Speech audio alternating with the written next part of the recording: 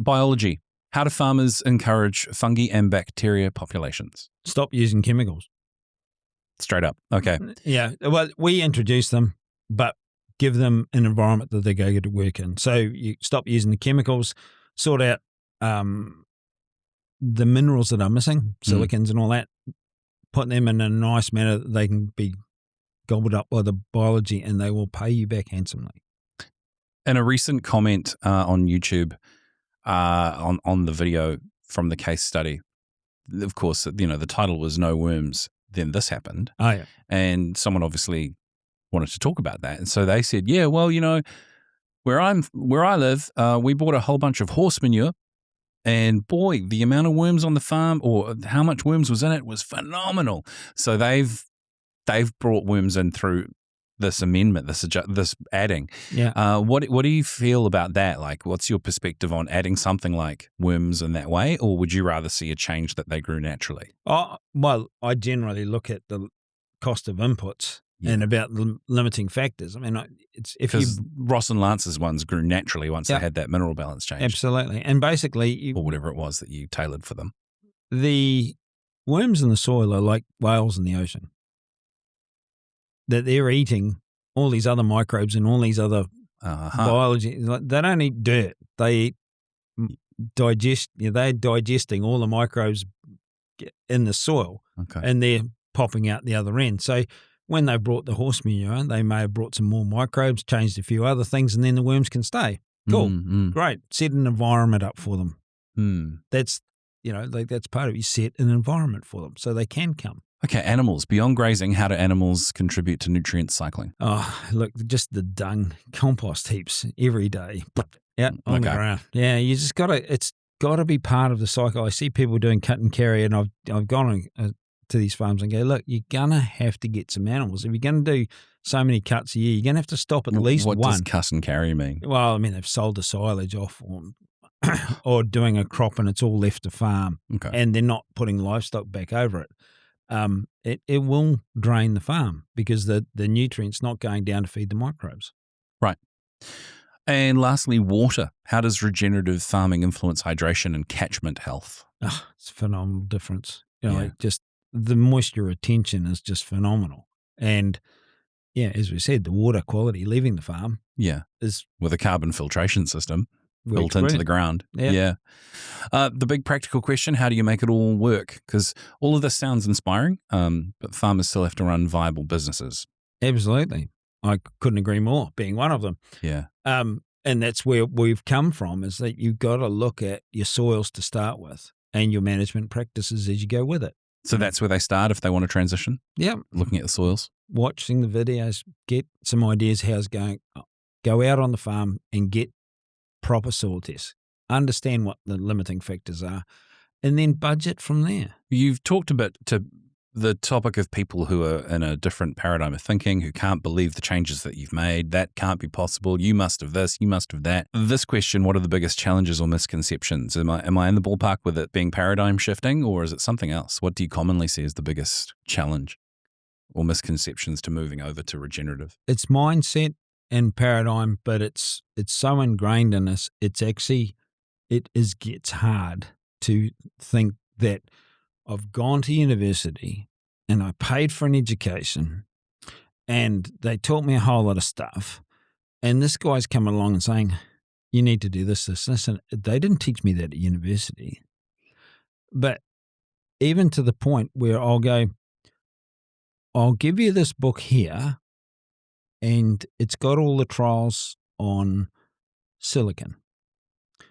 And it's done by university professors from around the world, and they've accumulated all of their knowledge or the best trials into this. I'll give you the ISBN number. I'll give it, and it is a science book.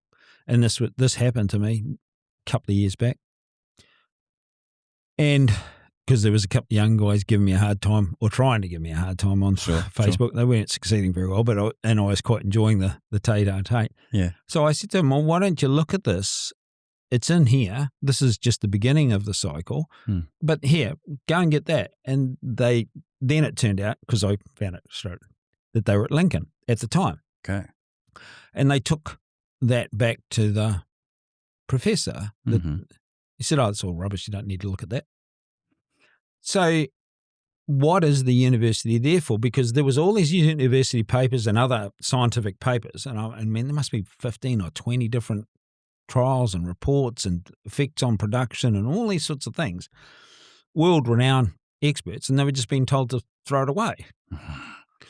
So what part of you went to university, or you go to university, you pay to get an education, they're giving you so much of what's actually been done right across You're getting indoctrination, not education, because they can't even be claiming to be giving you the opportunity to teach you how to be open-minded or how to process things and bring in new info. You're actually getting closed-minded approaches. Yes, well, I've just, like I use the situation like with nickel. Yeah. Again, I pick out these papers that are done in universities and research places, and they're saying this is what happens, and this converts your, ammonia, nitrate to ammonia, and this is what happens. I'm going, cool, okay. That stuff all makes perfect sense. How much do I need to put on the soil to actually affect those changes? And so I'm doing these things out on the farm, and what happens is that I see it. Bang, when we get it right, the nitrogen comes down in the plant and it grows true proteins. Bang, then the worms and everything else stop. Bang, and then we got, like all these other.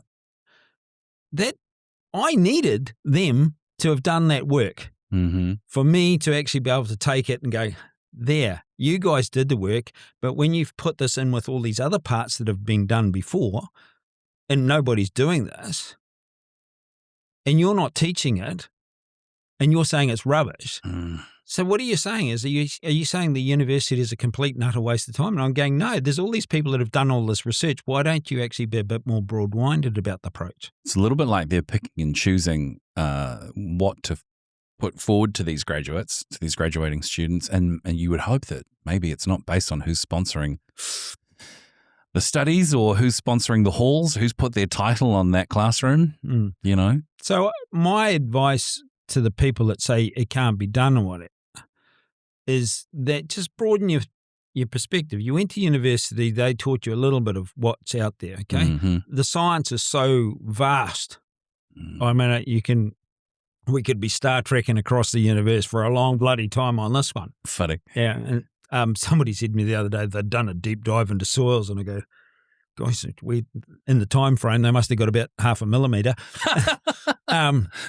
Yeah, deep dive. Deep dive. But the thing is that it's a vast subject, but it's been well researched. And like when I started doing finding out about electricity in soil, there was a shitload of studies we found about the effect that it had on microorganisms, the exponential growth and plant growth and all that. The only part that I actually had identified was that certain forms created electricity in the soil through just like a solar panel.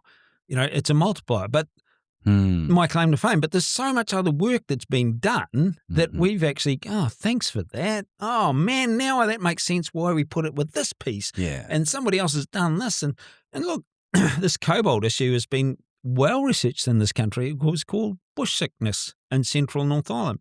And we realised that if we want to grow soil, we're going to need some level of cobalt. Fine. Okay. You did the research. We understand that. We're trying to work out the amount that we need to put on to keep growing the soil to increase the production. Without it, we know everything stops.